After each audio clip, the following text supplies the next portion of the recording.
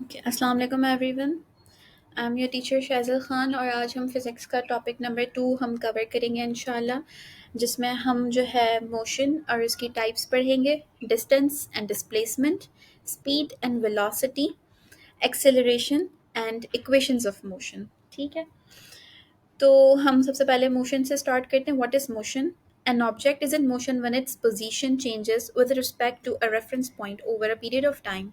हम एक ऑब्जेक्ट को तब कहते हैं कि ये ऑब्जेक्ट मोशन में है जब वो अपने सराउंडिंग्स के रिस्पेक्ट से मूव कर रही होती है, वो चल रही होती है। ठीक है, अपनी पोजीशन वो चेंज कर रही होती है, यानी एक जगह से वो दूसरी जगह मूव करती है। विद रिस्पेक्ट टू सराउंडिंग्स का मतलब इस डेफिनेशन के ना, अगर हम इसको 3 पार्ट्स में अगर हम इस डेफिनेशन को डिवाइड करें, यानी चेंज इन पोजीशन मतलब from one place to another change होना। ठीक है, फिर विद रिस्पेक्ट टू सराउंडिंग्स मतलब कि कंपेयर इट विद सराउंडिंग्स, जब हम अपनी उस चीज़ को जो मूव कर रही है उसको सराउंडिंग से जब हम कंपेयर करते हैं। ठीक है, और उसके बाद over a period of time मतलब कि वो कितनी इस टाइम पीरियड में जो है उसने डिस्टेंस जो है वो एक जगह से दूसरी जगह वो मूव हुई। ठीक है,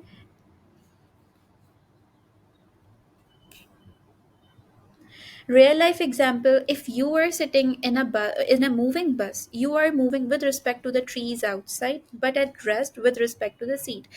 अगर हम इसकी एक रियल लाइफ एग्जांपल देखें कि हम जो है अगर एक मूविंग बस में बैठे हैं, यानी अगर हम एक बस में ट्रैवल कर रहे हैं, तो हम बाहर अपने बाहर की जो सराउंडिंग्स हैं, बस के बाहर जो सराउंडिंग्स हैं उसके हिसाब से हम देखें तो हम मूव कर रहे हैं। ठीक है, लेकिन अगर हम बस के अंदर देखें तो हम रेस्ट में हैं, हम बैठे हुए हैं अपनी सीट पे।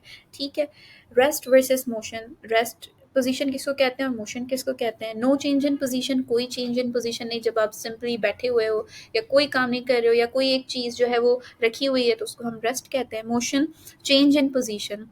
ठीक है, जब किसी चीज़ की या किसी इंसान की पोजीशन चेंज होती है उसको हम चेंज मोशन कहते हैं। ठीक है, एग्जांपल अ पार्क्ड कार, एक गाड़ी जो कि पार्क हुई हुई होती है वो रेस्ट में होती है। और मोशन की एग्जांपल अ रनिंग ट्रेन, जो एक ट्रेन एग्जांपल मैंने एग्जांपल रखी है, यानी जो एक ट्रेन जो जा रही है। ठीक है, ये मोशन की एग्जांपल है। अच्छा, ये एक छोटा सा एक फन फैक्ट मैंने डाला है। Even when you feel at rest you are moving with the earth's rotation. ठीक है, about 1670 kilometre per hour at the equator. हम अभी अगर हम कुछ नहीं कर रहे, हम सिर्फ बैठे हुए ही भी हैं ना, तो हम रेस्ट में नहीं है, क्योंकि वो हम जो अर्थ की जो रोटेशन है ना, हम उसके साथ जो है वो हम भी अभी मूव कर रहे हैं। हम मोशन में ही है कंटिन्यूस, क्योंकि वो हम अर्थ की रोटेशन के साथ हमारी भी मोशन हो रही है, मतलब हम भी मूव कर रहे हैं। ठीक है, टाइप्स ऑफ मोशन आ जाती हैं हमारे पास।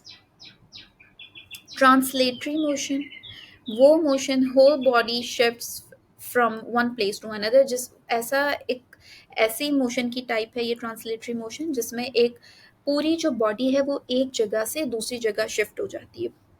पूरी बॉडी एक जगह से दूसरी जगह शिफ्ट हो जाती है, इसको हम कहते हैं ट्रांसलेटरी मोशन।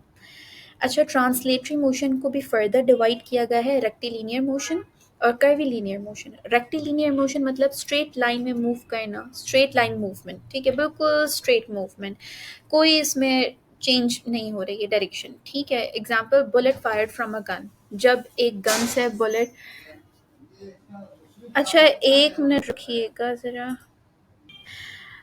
अच्छा, ट्रांसलेटरी मोशन को भी फर्दर 2 टाइप्स में डिवाइड किया है, फिर क्लासिफाई किया है, रेक्टिलिनियर मोशन और कर्विलिनियर मोशन। रेक्टिलिनियर मोशन वो मोशन, वो मूवमेंट जो बिल्कुल स्ट्रेट लाइन में। Example bullet fired from a gun, मतलब जब गन से हम एक बुलेट फायर होती है, जब हम फायर करते हैं, जब वो गन से निकलती है बुलेट, तो वो बिल्कुल स्ट्रेट होती है। ये रेक्टिलिनियर मोशन की एग्जांपल है। Curvilinear motion along a curved path, यानी एक कर्व्ड पाथ में जो हमारा एक मूवमेंट हो रही होती है उसको हम कर्विलिनियर मोशन कहते हैं, यानी a car taking a turn. ठीक है, एक कार जो है टर्न ले रही है या यू टर्न ले रही है, वो कर्विलिनियर मोशन है। ठीक है, मतलब कर्व में है, अलोंग अ कर्व्ड पाथ है। ये ट्रांसलेटरी मोशन की फर्दर टाइप्स थी।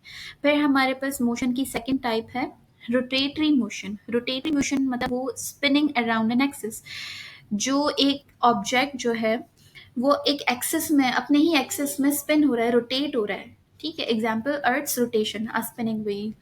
जो अर्थ की रोटेशन है, जो अर्थ खुद रोटेट हो रही है, ठीक है, या एक स्पिनिंग व्हील, ठीक है, जो एक व्हील होता है वो अपने ही जो है एक्सिस में रोटेट हो रहा होता है। अर्थ की रोटेशन भी ऐसी हो रही थी, वो अपने ही एक्सिस में रोटेट हो रही होती है, स्पिन हो रही होती है, उसको हम रोटेटरी मोशन कहते हैं। ऑसिलेटरी मोशन आ जाता है, यानी back and fourth around a fixed point, ठीक है, मतलब एक ऑब्जेक्ट जो मूव कर रही होती है वो बैक एंड फोर्थ, आगे पीछे एक फिक्स्ड पॉइंट होता है, उसमें जो है वो मूव कर रही होती है। एग्जाम्पल स्विंग, जो झूला होता है, ठीक है, वो अपने ही एक जो है ना अपने एक फिक्स पॉइंट में जो है वो बैक एंड फोर्थ मूव होता रहता है।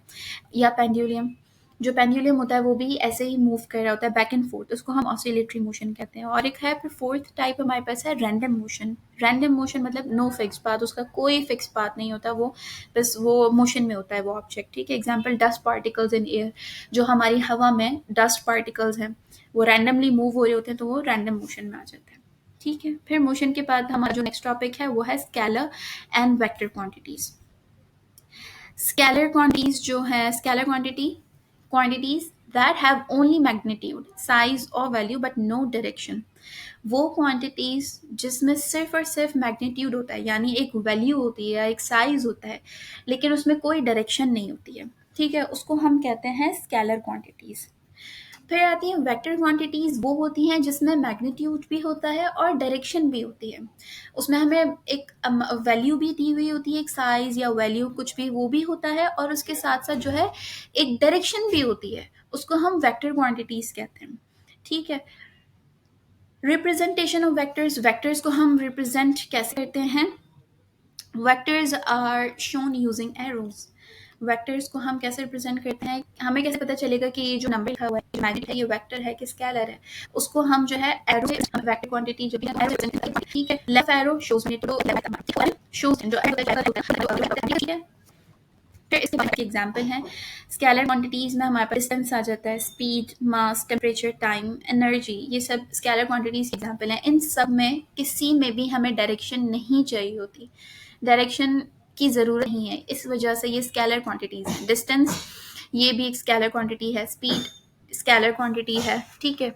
Vector quantities displacement, velocity, force, acceleration, momentum, weight, ये वेक्टर क्वांटिटीज हैं। इन सब में हमें मैग्नीट्यूड भी चाहिए और हमें डायरेक्शन भी चाहिए, यानी डिस्प्लेसमेंट जो है उसमें हमें खाली ये नहीं बताना कि हमने यहाँ से लेके यहाँ तक इतना हमने सफ़र तय किया, उसमें हमें डायरेक्शन भी बतानी है कि ईस्ट में, नॉर्थ में, वेस्ट में, ठीक है।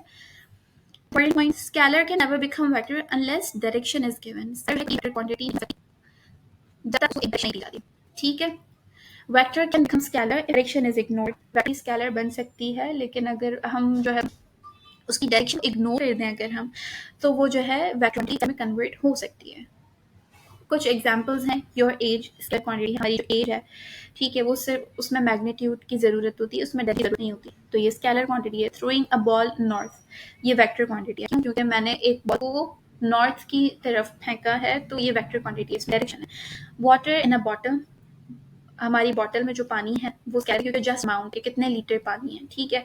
विंड स्पीड वेक्टर क्वांटिटी है, क्योंकि उसमें हमें स्पीड भी हमें मालूम होती है और डायरेक्शन भी पता होती है कि विंड इस डायरेक्शन में जो है अभी मूव हो रही है, चल रही है, ठीक है। फिर इसके बाद है हमारा distance and displacement. Distance, the total path length traveled by an object regardless of direction. Distance हम किसको कहते हैं? एक पूरा एक total length, ठीक है, traveled by an object, जो एक ऑब्जेक्ट किया है regardless of direction, में डायरेक्शन की जरूरत नहीं होती, उसको कहते हैं डिस्टेंस, ठीक है। ये स्केलर है क्योंकि इसमें ऑब्वियसली डायरेक्शन की जरूरत नहीं है, सिर्फ मैग्नीट्यूड होता है, इसमें स्केलर क्वांटिटी है, ठीक है। एक ऑब्जेक्ट ने जो पाथ ट्रैवल किया है, ठीक है, उसकी लेंथ, उसको हम कहते हैं डिस्टेंस, इसमें डायरेक्शन नहीं था। फिर इसका फॉर्मूला हमने मैथ्स में पढ़ा था, स्पीड इनटू टाइम, ठीक है।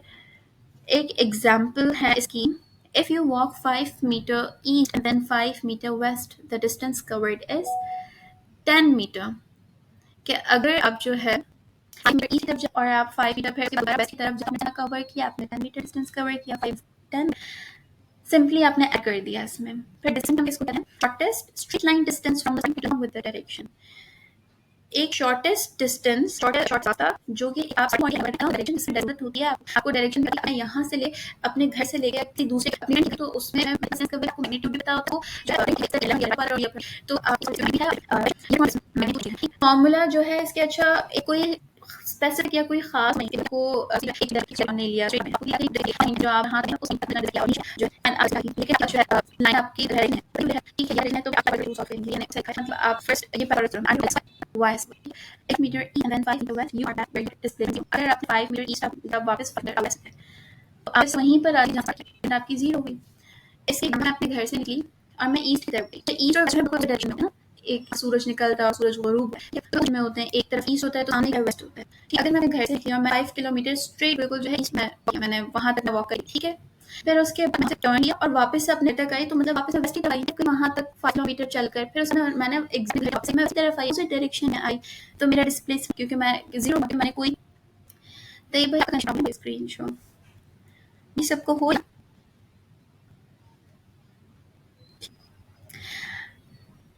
है 5 मिनट में अपने हेडिंग में वापस को सेक्शन में डिस्प्लेस हुआ जीरो में जहां से स्टार्ट किया फिर आ गई टोटल डिस्प्लेसमेंट क्या हो गई। डिस्प्लेसमेंट डायरेक्शन दोनों है कि आपको सिमेट्रिक होता है इससे और जो है स्केलर होती है। फिर इसके बाद दिस और डिस्प्लेसमेंट का जो है एक पॉइंट्स मैंने आपको डिफरेंशिएट करके बताएं। टोटल पाथ कवर्ड, डिस्टेंस क्या होता है, टोटल पाथ कवर्ड आपने जितना भी रास्ता कवर किया है उसे बस टोटल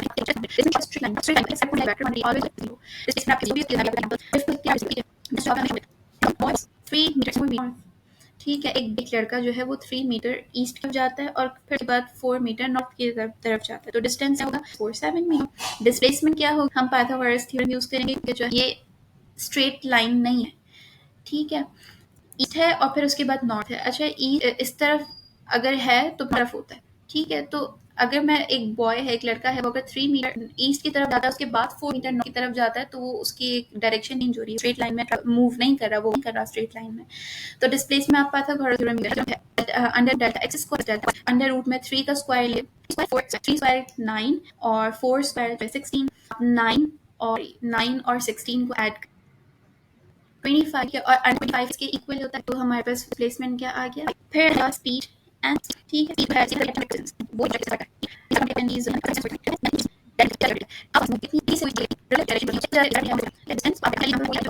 इसका आंसर ये वाले एग्जाम्पल का आंसर और ये एग्जाम्पल का आंसर मुझे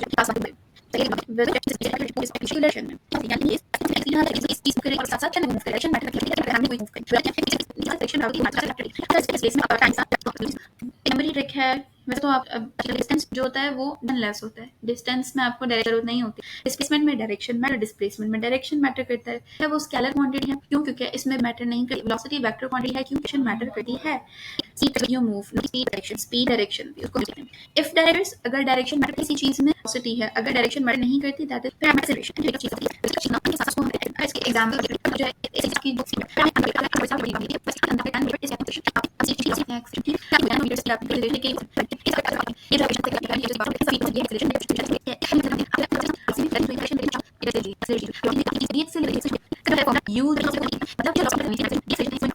slowing down. Yeah. ये चीज इन्फॉर्मेशन का कहते हैं टाइम यूनिफॉर्म मोशन कहेंगे तो बहुत आकार इन गाड़ी जो होती है कार होती है सिटी ट्रैफिक भी कहीं कभी उसके डिस्टेंस उसका अनिल होता है ना, मतलब तो उसको हम कहते हैं ऑन। फिर ये कुछ क्वेश्चन जो मैंने कार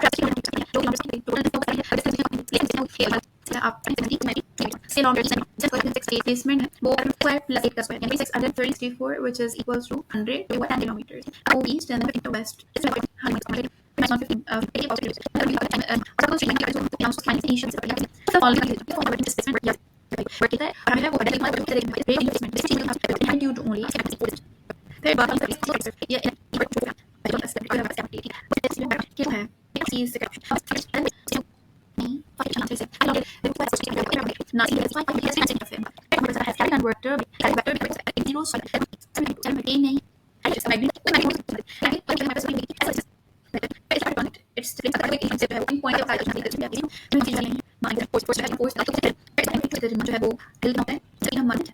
हमारे डायरेक्शन हमारे पास फिर है veg is both a scalar operation जो है वैलिड होती है डायरेक्शन सिंपल